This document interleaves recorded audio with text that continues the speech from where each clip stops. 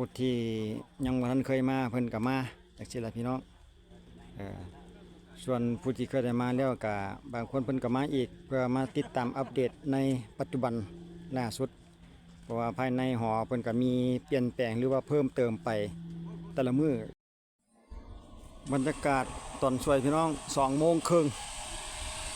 บ่เคยได้มาช่วงสวยก็เลยมาอัปเดตในปัจจุบันตอนในเวลาบ่าย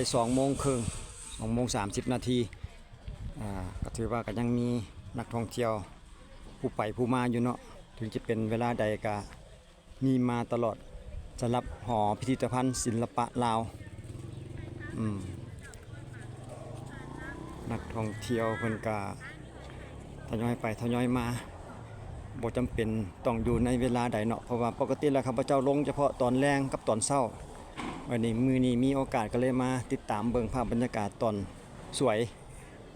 บ่าย2:30 ว่าจะมีคนหน่อยคนหลายซ้ำใดแล้วก็เลยมาโซนที่ว่าเพิ่นกำลังเฮ็ดห้องขายปี้เนาะถือว่าก็ใกล้จะสำเร็จแล้วเดี๋ยวตกแต่งอีกน้อยนึงสำหรับจุดขายปี้ของเพิ่นอัปเดตช่วงนี้ก็พอดีวันที่24เดือน3พี่น้องเอ้ยปี2025มาเอาภาพบรรยากาศในปัจจุบันล่าสุดเพิ่นกำลังขุนเขียวเล็งคิดว่าน่าจะทันก่อนปีใหม่คือก่อนสงกรานต์นี่เนาะทางด้านหน้าอย่างเห็นก็คือเกี่ยวกับห้องน้ำ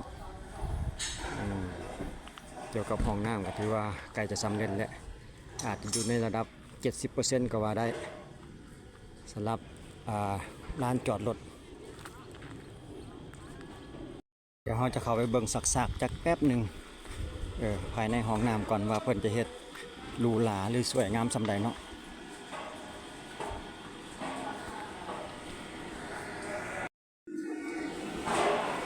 สำหรับโซนนี้ของทรายเนาะ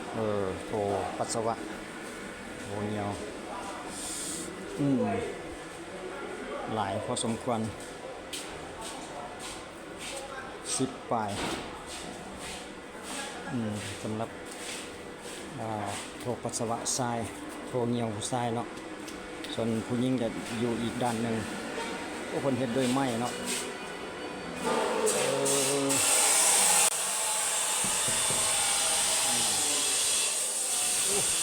เสียงดังพี่น้องเลยดูประมาณนี้เนาะ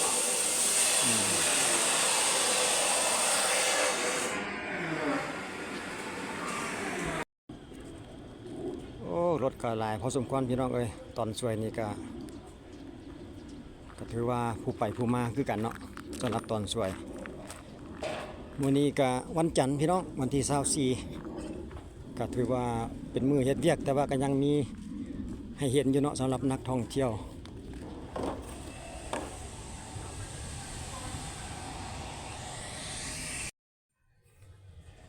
มื้อนี้คือจะเงียบเบิ่งรถเพิ่นนี่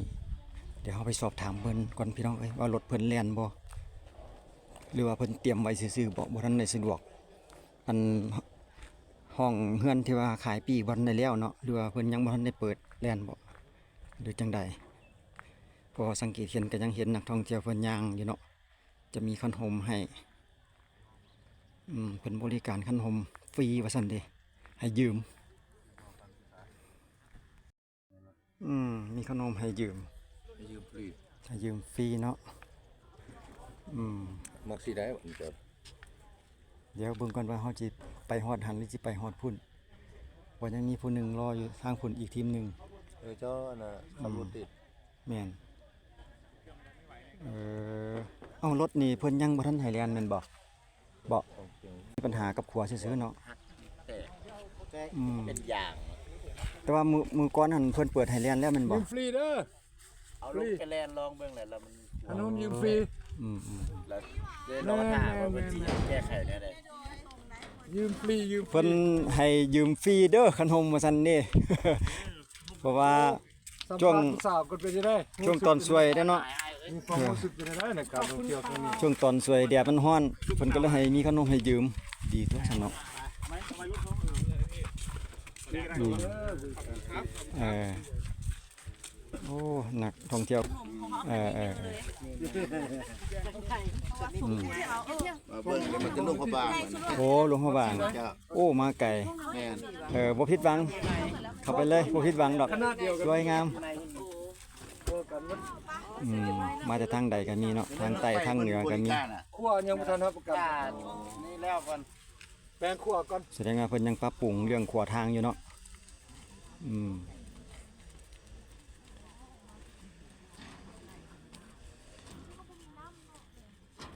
นี่เด้น้ำนี่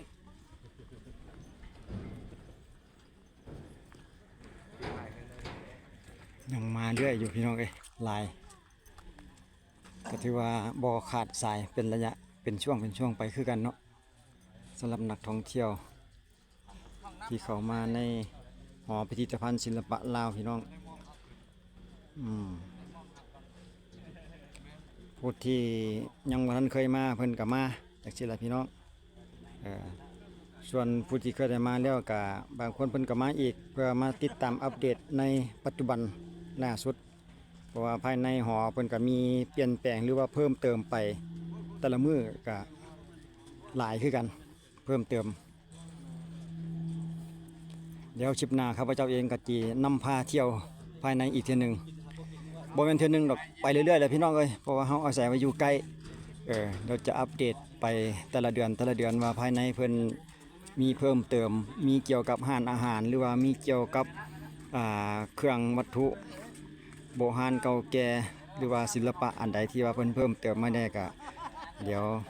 เราจะติดตามอัปเดตในปัจจุบันนี้ไปเรื่อยๆแต่ละเดือนเนาะ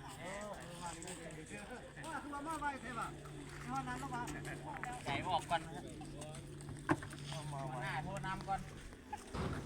มื้อหน้าที่ตั้งใจมาเลาะข้าง บริการคันโฮมฟรี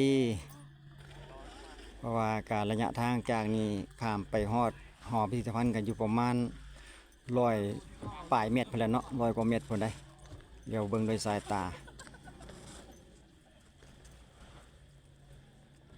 ถึงจะเป็นตอนส่วนนี้ก็ยังเป็นบรรยากาศดีพี่น้องอยู่กับริมน้ำน้ำหนองเสื่อมส่วนรถนี่เพิ่นยังยุติชั่วคราวว่าซั่นเด้เพิ่นยังบ่แล่นพี่น้องเพราะว่าเพิ่นกำลังปรับปรุงขวาสะพานเติมอีกน้อยหนึงว่าซั่นเด้เพราะว่าเอาไปทดลองแล่นแล้วก็มีปัญหายังบ่ทันได้รับประกันเรื่องน้ำหนักของรถเพิ่นก็เลยทำการปรับปรุงเดี๋ยวเราจะติดตามเกี่ยวกับสถานการณ์การเดินรถของเพิ่นว่า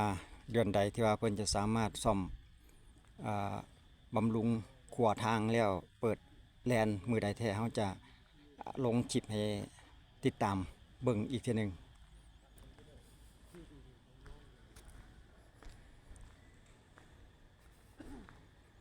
รถจักรเพิ่นก็จะมีฝากทางด้านนี้เลยเนาะสำหรับโซนของรถจักรประเภทรถนี้เพิ่นก็บริการฟรีเช่นเดียวกันพี่น้องจอดฟรีเนาะบ่ว่าจะเป็นรถจักรหรือรถใหญ่